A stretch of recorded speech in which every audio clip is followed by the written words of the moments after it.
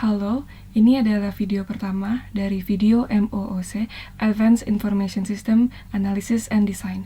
Di sesi ini, kita akan mereview kembali matkul dari Information System Analysis and Design. Diagram yang pertama adalah activity diagram. Activity diagram adalah suatu diagram yang menjelaskan tentang aktivitas yang dilakukan oleh user kepada sistem. Notasi yang pertama adalah swim lane. Swim lane akan memisahkan kegiatan-kegiatan sesuai dengan agent atau aktor yang melakukannya. Notasi yang kedua adalah starting activity dan ending activity. Di setiap activity diagram harus dimulai dengan starting activity, dan ending activity bisa terjadi beberapa kali di activity diagram tergantung dengan proses yang ada. Notasi selanjutnya adalah transition arrow dan activity. Transition arrow digunakan untuk melihat alur dari aktivitas yang dilakukan. Activity digunakan untuk mendeskripsikan aktivitas yang user lakukan atau sistem lakukan. Selanjutnya, terdapat split dan join. Split digunakan untuk membagi dua proses yang sedang terjadi, sedangkan join untuk menggabungkan kedua proses yang sedang terjadi menjadi satu. Selanjutnya, terdapat notasi yang bernama decision activity. Notasi ini digunakan apabila ada suatu pilihan yang biasanya yes or no. Diagram selanjutnya adalah use case diagram. Use case diagram adalah suatu diagram yang menggambarkan interaksi antara user dan sistem. Notasi pada use case diagram yang pertama adalah aktor. Aktor adalah suatu user atau sistem lain yang berinteraksi dengan sistem. Selanjutnya adalah use case. Use case adalah aktivitas yang dilakukan yang berhubungan dengan sistem. Dan yang terakhir adalah communicate. Communicate adalah garis yang menyambungkan antara aktor dan use case yang dilakukan oleh aktor tersebut. Selanjutnya terdapat notasi system boundary. System boundary ini berbentuk persegi yang memisahkan antara use case yang bersifat internal dan aktor yang bersifat eksternal. Kemudian, apabila ada suatu use case yang harus menggunakan use case lain, use case tersebut disebut include. Contohnya, apabila ingin melakukan sales order, kita harus lebih dahulu mengecek item availability. Item availability ini disebut dengan include. Diagram selanjutnya adalah kelas diagram. Kelas diagram adalah suatu diagram yang menggambarkan kelas yang dimiliki oleh sistem serta relationship yang dimiliki antar kelas. Notasi pertama adalah kelas. Kelas adalah suatu kumpulan objek yang memiliki struktur, behavior, dan atribut yang sama.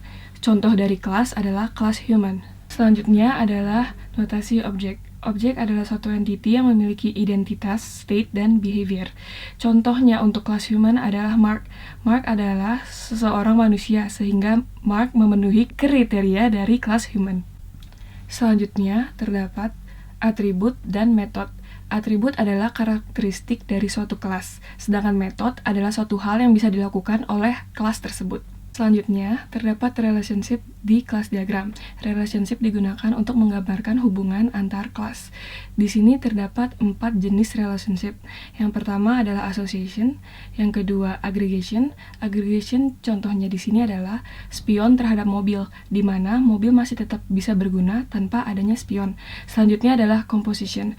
Contoh composition sendiri adalah mesin terhadap mobil, di mana mobil tidak bisa berguna apabila tidak ada mesin.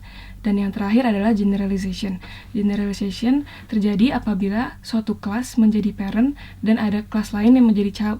Di sini atribut dari parent akan otomatis menjadi atribut dari si child. Untuk relationship association, kita harus menggunakan multiplicities untuk menjelaskannya.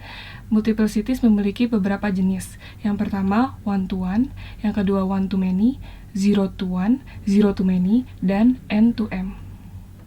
Bila antar kelas terjadi situasi di mana one-to-many bertemu dengan one-to-many, maka akan muncul kelas baru yang bernama detail class. Perlu adanya detail class karena satu atribut hanya bisa menampung satu objek saja. Berikut contoh kelas pesanan sebelum dibuat detail. Pada pesanan kedua atau pesanan P2003060002, pelanggan membeli 2 barang, yaitu BRG 001 sebanyak 2 buah dan BRG 002 sebanyak 3 buah. Sedangkan satu atribut hanya bisa menampung satu objek saja. Sehingga kelas pesanan harus dipisah menjadi dua kelas, yaitu kelas pesanan dan kelas detail pesanan. Karena atribut ID barang dan kuantitas harus bisa menampung lebih dari satu objek. Selanjutnya adalah use case description. Use case description digunakan untuk menjelaskan lebih detail suatu proses pengolahan data dari suatu use case.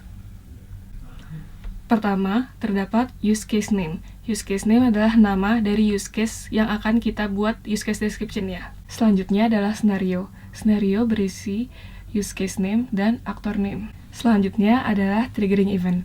Triggering event adalah suatu kejadian yang memicu use case tersebut untuk terjadi.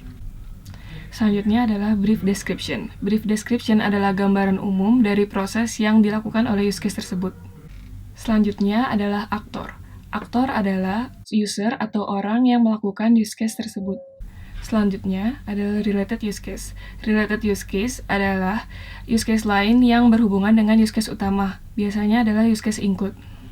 Selanjutnya adalah stakeholder. Stakeholder adalah nama-nama aktor lain yang membutuhkan data dari use case tersebut. Lalu terdapat precondition. Precondition adalah kondisi yang harus terpenuhi sebelum use case dapat berjalan. Lalu, juga terdapat post-condition. Post-condition adalah kondisi setelah use case terjadi. Selanjutnya, terdapat flow of event. Flow of event menggambarkan kegiatan yang aktor lakukan dan respon yang diberikan oleh sistem. Dan yang terakhir, terdapat exception condition. Di sini adalah kondisi-kondisi yang menyebabkan use case tidak tersimpan. Diagram selanjutnya adalah System Sequence Diagram. Diagram ini menggambarkan interaksi antara aktor dan sistem secara berurutan. SSD memiliki beberapa notasi. Notasi pertama adalah aktor. Aktor adalah user yang berhubungan langsung dengan sistem selama use case ini terjadi. Objek. Objek merepresentasikan automated system. Lifeline. Lifeline adalah garis putus-putus yang melambangkan daur hidup dari suatu objek. Selanjutnya adalah input message. Input message adalah message yang diberikan oleh aktor ke dalam sistem. Lalu sistem akan memberikan return message yang diberikan kepada si user tersebut. Selanjutnya, terdapat notasi fragment. Di sini terdapat 3 jenis dari fragment. Yang pertama adalah fragment loop. Fragment loop digunakan apabila aktivitas dilakukan berulang-ulang. Contohnya, membeli produk lebih dari sekali, maka fragment loop harus digunakan di SSD-nya. Selanjutnya, terdapat fragment opsional. Di sini apabila terdapat pilihan yang dapat dipilih oleh user. Contohnya, saat melakukan transaksi di ATM, user bisa memilih untuk mencetak atau tidak mencetak bukti transaksi. Dan yang terakhir adalah fragment alternate. Di sini biasanya terdapat 2 pilihan yang dapat dipilih oleh user. Contohnya, untuk pemilihan metode bayar. Berikut adalah contoh soal yang diberikan. Pada activity diagram soal tersebut, dapat disimpulkan terdapat 3 aktor utama yang melakukan aktivitas. Pertama adalah pelanggan, selanjutnya sistem, dan yang terakhir admin. Activity diagram ini dimulai dengan pelanggan membuka aplikasinya dan diakhiri dengan sistem mengenerate ID cancellation. Selanjutnya, use case diagram dari soal NaBeauty memiliki 6 use case utama. Yang pertama, mengisi form pendaftaran, mengisi form appointment, melakukan konfirmasi bayar, mengisi form cancellation, mengisi surat tugas, mencetak bukti bayar. Selanjutnya, terdapat 2 aktor yang melakukan use case tersebut. Pertama adalah pelanggan, dan yang kedua admin. Pelanggan melakukan 4 use case utama, dan admin melakukan 2 use case utama.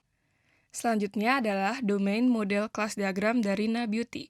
Terdapat 8 kelas utama. Yang pertama member, lalu capster, form cancellation, form appointment, form surat tugas, jenis layanan, konfirmasi bayar, dan detail appointment. Di sini, hubungan antara form appointment dan jenis layanan adalah one-to-many bertemu dengan one-to-many, sehingga akan muncul kelas detail appointment yang berisi ID appointment, ID jenis layanan, dan quantity. Selanjutnya, terdapat use case description. Di sini kita akan membuat use case description dari mengisi form pendaftaran. Pertama, use case name-nya adalah mengisi form pendaftaran. Scenario adalah customer mendaftarkan dirinya untuk menjadi member. Triggering event, customer ingin menikmati layanan aplikasi NaBeauty dan harus memiliki akun. Brief description dari use case tersebut adalah customer membuka form pendaftaran, mengisi data diri, menyetujui persyaratan, dan melakukan verifikasi. Aktornya adalah customer. Di sini tidak terdapat related use case, sehingga dapat diberi tanda strip. Stakeholdernya admin, precondition, customer belum memiliki akun, dan form pendaftaran harus tersedia. Postconditionnya adalah customer sudah menjadi member, akun customer sudah aktif. Flow of activity-nya adalah pertama-tama customer membuka form sign in, lalu sistem akan mendisplay form sign in. Selanjutnya, customer mengisi data diri. Selanjutnya, sistem validasi data. Lalu sistem meminta persetujuan persyaratan pendaftaran. Selanjutnya, customer menyetujui persyaratan pendaftaran.